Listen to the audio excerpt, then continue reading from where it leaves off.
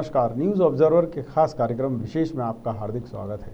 मध्य प्रदेश विधानसभा उपचुनाव में मिली करारी हार के बाद कांग्रेस ने अपनी समीक्षा शुरू कर दी है। इसकी पहली कड़ी कल यानी बुधवार शाम को एक बैठक के तौर पर देखने को मिली, जिसमें कमलनाथ जी के घर पर एक बैठक बुलाई गई थी सभी कांग्रेस विधायकों की। इस बैठक में पूर्व मुख्यमंत्री और वर्तमान में राज्यसभा सांसद दिग्विजय सिंह जी ने कुछ बातें बताईं और इनमें महत्वपूर्ण बात ये थी कि आज़ादी के बाद से कई बूथों पर कांग्रेस इतने कम वोटों से, जिसको कहें, नहीं हारी है या इतने ज़्यादा वोटों से नहीं हारी है जितनी इस बार उसको पराजय मिली है। उन्होंने भांडेर का उदाहरण देते हुए कहा कि आज़ादी के बाद से उन बूथों पर कभी भी कांग्रेस को हार नहीं मिली जिन पर इस बार उन्हें पराजय का मुंह देखना पड़ा है। इस विषय पर कांग्रेसी जो विधायक हैं उनके मत थे कि कमलनाथ का नेतृत्व निसंदेह है। इस बात के लिए तो प्रश्न चिन्ह लगा ही रहा है कि कहीं ना कहीं उनके नेतृत्व में कुछ गड़बड़ी तो है, और साथ साथ ये भी बात गाहे बगाहे विधायकों के मुंह से फूट जाती है कि अच्छी भली सरकार को कमलनाथ जी चाहते तो चला सकते थे, परंतु वे नहीं चला पाए और अब संगठन भी उनसे शायद उतनी बेहतरी से नहीं चल रहा है। इस बीच कमलनाथ जी ने ये कहा है कि लोग अगर ये सोच रहे हैं कि मैं मध्य प्रदेश छोड़कर चला जाऊंगा तो ऐसा नहीं होगा, मैं यहीं रहूंगा और कांग्रेस के साथ काम करता रहूंगा। आज इसी विषय पर चर्चा करेंगे कि कांग्रेस में जो समीक्षा का दौर चल रहा है उस पर हाईकमान क्या निर्णय लेने वाला है आने वाले समय में। चर्चा की शुरुआत करें उससे पहले मेहमानों का परिचय। बात बीजेपी की करूं तो बीजेपी से वरिष्ठ नेता हैं अनिल चौधरी जी, बीजेपी का पक्ष रखेंगे। कांग्रेस की बात करूं तो कांग्रेस से वरिष्ठ नेता हैं आनंद तारण जी, वो कांग्रेस का पक्ष रखेंगे। आप दोनों का बहुत बहुत स्वागत। और सबसे पहला सवाल यहाँ पर आपसे बनता है अनिल जी कि इस बार जो वोटिंग पैटर्न रहा है वो बड़ा चौंकाने वाला रहा है, और जो बात कांग्रेसी कह रहे हैं कि आज़ादी के बाद से कई ऐसे बूथ हैं जहां कभी कांग्रेस हारी ही नहीं है, वहां भी उनको वोट नहीं मिले हैं। तो ऐसा क्या करिश्मा बीजेपी ने क्या किया? देखिए, आज़ादी के बाद ऐसे बहुत से काम हुए जो पहली बार हुए हैं। जैसे अमेठी हारे, आज़ादी के बाद ही हारे वो भी। उसके बाद जो कई प्रधानमंत्री कांग्रेस के आज़ादी से लेकर लगातार बनते रहे वो भी कहीं ना कहीं हारे, जिनकी नाकामियों के कारण वो भी पहली बार हुआ। तो इसमें कोई आश्चर्य की बात नहीं है, काम नहीं करोगे तो हारोगे, सिंपल सा फंडा। उसमें आज़ादी से पहले और आज़ादी के बाद का कोई प्रश्न नहीं है। बिल्कुल। बताइए साहब, तारण जी वरिष्ठ नेता हैं, दिग्विजय सिंह जी पूर्व मुख्यमंत्री रहे हैं, अभी सांसद हैं कांग्रेस के, वो अगर ये बात उठा रहे हैं तो इसके क्या मायने हैं? दिग्विजय सिंह जी ने अगर कोई बात रखी है तो निश्चित रूप से सही है, क्योंकि अगर जो काम कभी नहीं हुआ वो आज हो गया, निश्चित रूप से चिंतनीय विषय है, उसमें चिंता करना चाहिए और उसका चिंतन भी होना चाहिए और हर चीज, हर पहलू पर भी बात करनी चाहिए। जहाँ तक हमेशा ईवीएम की बात आती है, निश्चित रूप से अब चुनाव है नहीं है, लेकिन सभी राजनीतिक दलों को इस मामले में विचार करना चाहिए।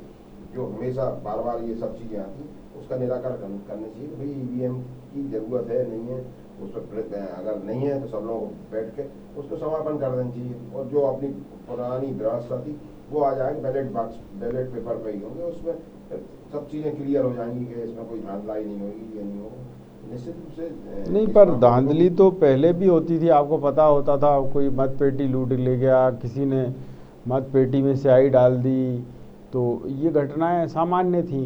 अब सवाल ये उठ रहा है कि जैसे 2018 में आपकी जीत हो गई थी मध्य प्रदेश में और आपकी सरकार बन गई थी, तो ईवीएम पर तब ये बात क्यों नहीं उठाई गई? क्यों आपने ये अभी जो बात कह रहे हैं तब क्यों नहीं कही?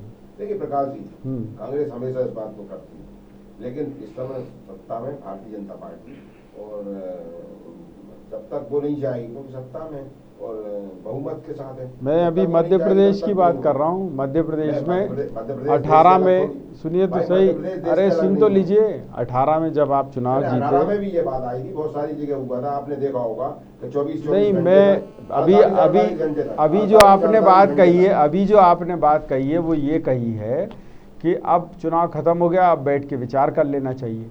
तो हारे हैं तो विचार कर लें। जब आप जीते थे तो पूरे 1.25 साल तक विचार नहीं कर पाए, या फिर आपको लगा कि नहीं अब तो जीत ही गए, काहे को विचार करें? नहीं, उस समय भी ये बात आई थी, अगर आपको याद होगा। नहीं आई ऐसी कोई बात, ऐसी पूर्व कोई गृह बात मंत्री नहीं। सुनिए, पूर्व गृह मंत्री के क्षेत्र में 48 घंटे के बाद मशीनें पहुंची हैं और उस बारे में सबने चिंता व्यक्त की है। मशीनों की रखवाली भी की गई, सब चीजें आई हैं, लेकिन ये सही है कि इस बारे में बताइए साहब अनिल जी, इस बारे में कांग्रेस हमेशा इस बारे में वो होनी चाहिए और इसका एक निराकरण निकालना चाहिए, जिससे कि आगे इस तरह की बात। जहां तक आपने एक बात और बोली है, आपने बूथ लूट लिए गए, ये बूथ तो कभी भी लूट सकते हैं, अभी भी लूट सकते हैं, इसमें भी कोई दिक्कत नहीं, लेकिन अगर लूट जाते नहीं, अभी कहीं से सूचना नहीं है ना ऐसी। तो सुनिए, तो आपने पिछले चुनाव में देखा जहांगीराबाद में हुआ, क्या हुआ? लूटा थोड़ी गया, मशीन खराब हो सकती है, वो अलग चीज। दूसरे जगह भी देखा गया, कहीं नहीं, लूटना और मशीन खराब होना तो अलग बात वहां से है। कहीं पड़ी मिली, ये सब चीजें आई। अच्छा, दूसरा ये कि जब अपने को पर्टिकुलर ये पता गया इस बूथ में हुआ तो वहां दोबारा चुनाव हो सकते हैं। तो मगर ये जो हमेशा हर राज्यों में होता है, अभी जैसे बिहार में हुआ है, उत्तर प्रदेश में आएगा, एक ही नंबर की 2 मशीनें मिली, तो ये सब चीजें की कम से कम निराकरण तो हो जाएगा। चलिए अनिल जी बताइए, आप ईवीएम को लेकर बात उठा रहे हैं। देखिए, ईवीएम की समस्या जो हुई है इनकी नज़र में वो 2014 के बाद से शुरू हुई है। जब तक ये जीतते रहे तो ईवीएम ठीक था, सीबीआई ठीक था, चुनाव आयोग सब कुछ ठीक था। 14 के बाद जैसे इनका हार का मुंह देखा और लगातार हारते जाना। 14 के पहले आप 29-30 जगह, 14 के पहले ये बोलो ना कि हम भी करते थे। सुन तो लीजिए, आप बोल रही है ना, मेरे को बोलने दो और शांति से सुनो आप, नहीं तो यहाँ भी ईवीएम खराब कर रहा हो आप। तो 14 के बाद सारी चीज़ें खराब हुई हैं। 14 से पहले बिल्कुल स्वर्णिम पे भारत था, सब कोई कमी नहीं थी, और ये वापस उसी युग में धकेलना चाह रहे हैं।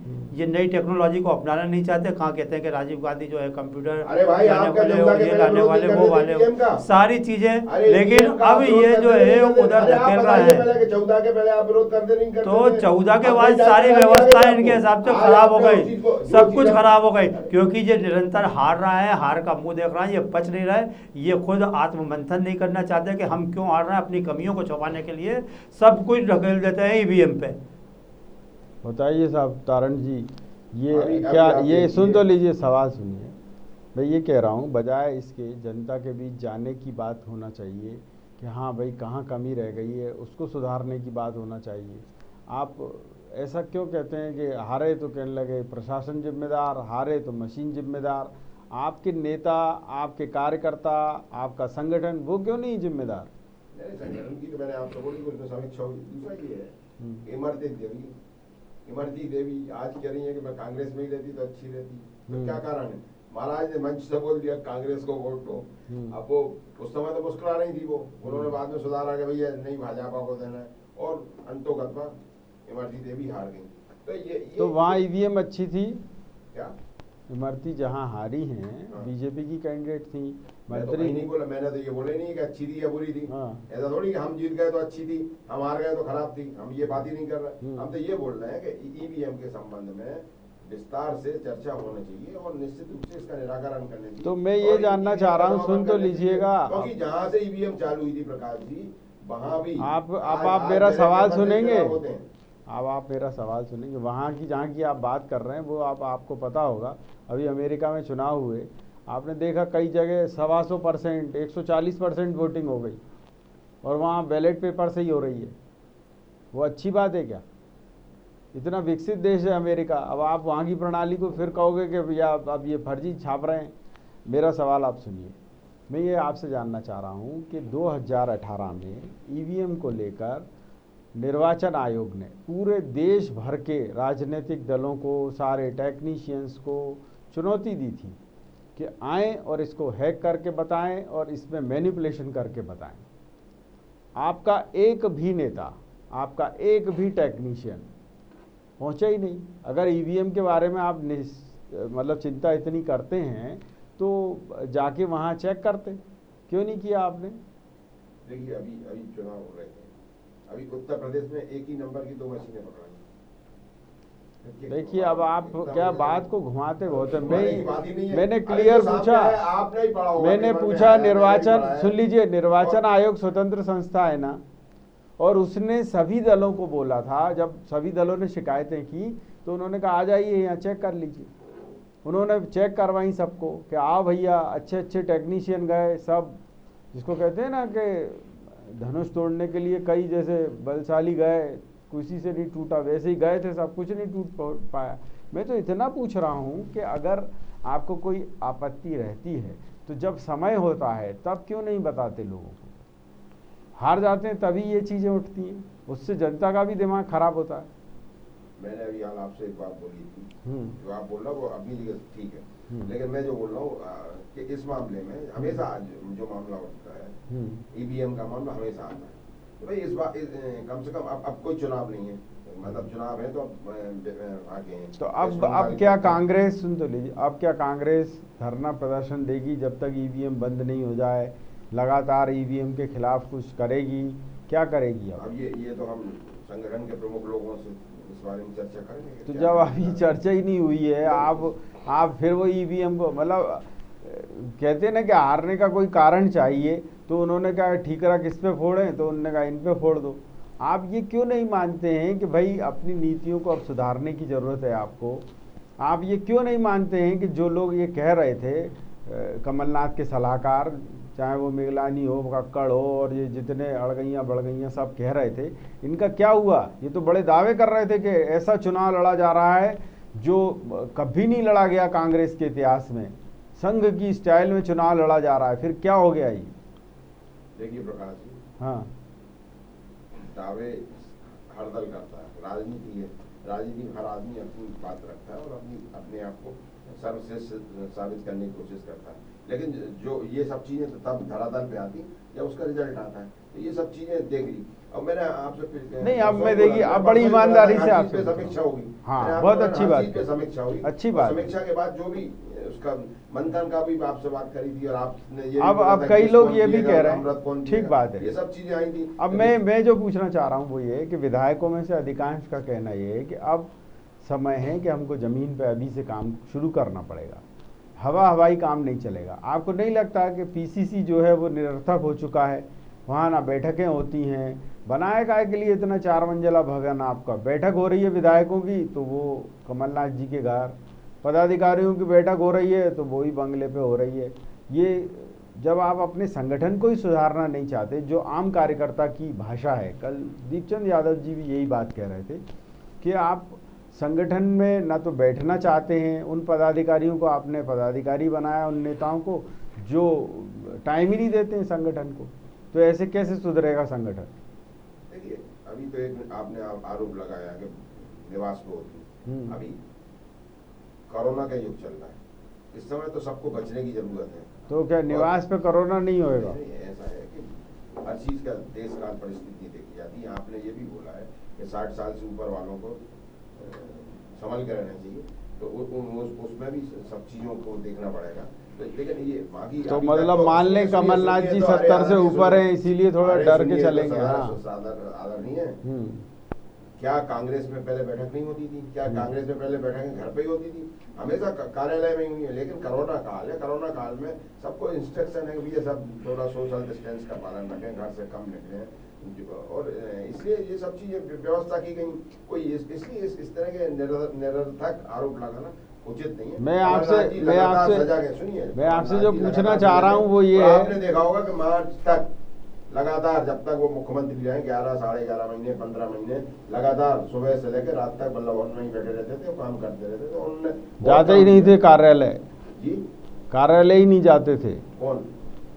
प्रदेश अध्यक्ष भी थे ना कमलनाथ जी, कार्यालय भी जाते थे। हाँ, तो कितनी बार गए 1.25 साल में? अब आप तो बाल की खाल निकाल रहे हो। अरे तो मैं आपसे वही पूछ रहा हूँ जो कार्यकर्ता आपका पूछ रहा है, आपका जो कार्यकर्ता है, आपका जो वरिष्ठ नेता है, वो ये पूछ रहे हैं कि भाई साहब ये मतलब है क्या, संगठन चलाने वाला जब नेता ही नहीं है। कल ही आपके कई नेता यहाँ बोल रहे थे हमारी परिचर्चा में कि प्रदेश कांग्रेस के अध्यक्ष हैं, संगठन में के कार्यालय में बैठते नहीं हैं, पता है नहीं, अब 2-4 लोगों के भरोसे छोड़ दिया है, वो उनको खुद को डिसीजन लेने की वो नहीं है, जिसको कहें अधिकार नहीं है, तो कैसे संगठन चलेगा? देखिए प्रकाश जी, कोई संगठन में एक पदाधिकारी तो होता नहीं, पदाधिकारी अनेक होते हैं। हर पदाधिकारी के लिए अलग अलग काम रहता है कि कौन व्यक्ति क्या करेगा, तो उनको जो जिनको कहीं तकलीफ है तो उनको उन पदाधिकारियों से मिलना चाहिए। कोई हर जगह जरूरी तो कैसे मिले, वही तो नेता कह रहे हैं आपके। तो प्रकाश जी, ये जरूरी थोड़ी अध्यक्ष हर व्यक्ति से मिले। अब कहीं किसी पदाधिकारी से किसी को मिलने में तकलीफ होती है तो इसका कोई जवाब नहीं है। मेरा मतलब ये है कि हाँ सही है कि ना, इच्छा होगी तो मिलेंगे, नहीं तो नहीं मिलेंगे। पीसीसी में सब जवाबदार लोग होते हैं, बिल्कुल, और जो डिसीजन नहीं ले पाते। क्यों नहीं लेंगे डिसीजन पावर है उनके पास, इसलिए तो वो बैठे पीसीसी। तो यही तो आपके नेता और कार्यकर्ता कह रहे हैं कि इस उपचुनाव में हुआ ये कि जो मैदानी कार्यकर्ता थे उनसे पूछ परख ही नहीं हुई। आपने एक सर्वे एजेंसी को बुला लिया, आपने और फलाने प्रोफेशनल लोगों को बुला लिया, उनके भरोसे चुनाव लड़ा और आप हार गए। तो कार्यकर्ता ये पूछ रहे हैं आप यहीं से रायसेन चले जाइए, भाई आपने कमान जिनको दी रायसेन की वो खुद ही लापता हो गए। अब जब वही लापता हो गए तो वहाँ के कार्यकर्ता जो थे रायसेन के वो भाग दौड़ के थोड़ा बहुत तो काम किया, फिर वो भी बीजेपी में शामिल हो गए। नहीं ऐसा नहीं है, ये तो मिथ्या आरोप है। हमारे सब कार्यकर्ता सजग थे और निश्चित रूप से उन्हीं ने मिल के हरवाया 65,000 से। तो सजग थे, इतनी बड़ी जीत तो कभी नहीं हुई बीजेपी की, अब इसका क्या करोगे आप? अब बीजेपी ने जिस तरह से वो उनके पुराने विधायक के ऊपर गले में घंटी डाल दी थी, तो निश्चित रूप से कहीं ना कहीं उस चीज का थोड़ा सा असर आया होगा। बहुत बढ़िया। लेकिन बताइए, ये सवाल का जवाब उनसे। अनिल जी, मैं आपसे जानना चाहूँगा, रायसेन के बारे में ये कह रहे हैं कि आपके जो पूर्व विधायक है, पूर्व मंत्री शहजवार जी, उनके गले में घंटी डाल दी थी संगठन ने, इस वजह से ये ज़्यादा बड़ी जीत हो गई। बिल्कुल, अगर शहजवार जी ने हमारे काम किया है तो पार्टी के लिए किया है, उसमें क्या दिक्कत है? नहीं तो ये कह रहे हैं चमका दिया था आपने सभी को, इसलिए इतनी बड़ी जीत हुई, नहीं तो इतनी नहीं होती। देखिए, हमारे यहाँ जो है कोई व्यक्ति काम नहीं करता, चाहे सांसद हो, विधायक हो या पदाधिकारी हो, हमारी पूरी टीम होती है, पेज प्रमुख से लेके तो बूथ प्रमुख तक सारे व्यवस्था के हिसाब से चलते हैं और पूरी ज़मीन पर मेहनत करते हैं। बैठ के किसी ऐसी ऑफिस से ना तो सत्ता चलती है ना संगठन चलता है। और कमलनाथ जी ने 15 महीने यही कहा है कि एसी रूम में बैठ के उन्होंने सत्ता और संगठन को वहाँ से चलाया, जिसका दुष्परिणाम आज कांग्रेस भुगत रही है। बिल्कुल।